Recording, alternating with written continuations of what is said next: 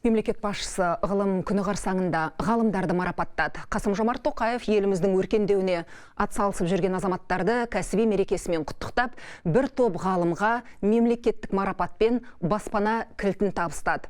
Биыл Қазақстанның еңбек сіңірген ғылым және техника қайраткері атағы тұңғыш рет берілді. Жиында ғылымға қатысты біраз мәселеде көтерілді. Қазір елімізде 25 мыңнан астам ғалым бар. Олардың жартысы 40 жасқа толмаған. Бұл ғалымдардың жаңа буыны қалыптасып жатқанын көрсетеді деді президент. Жиын барысында Қасым-Жомарт Тоқаев ғылым саласындағы жетістіктерге де тоқталды. Қолданбалы зерттеулермен айналысатын ғылыми ұйымдардың кірісі соңғы 5 жылда 40 миллиард теңгеден асты. Қазынаға 10 миллиард теңгеден астам салық түсті. Алдағы уақытта бұл көрсеткіш ұлғая бермек. Ғылым саласына 14,5 миллиард теңге жеке инвестиция тартылды. 2 мыңнан астам жаңа жұмыс орны ашылды. Осылайша ғалымдарымыз экономиканы өркендетуге атсалысып жатыр.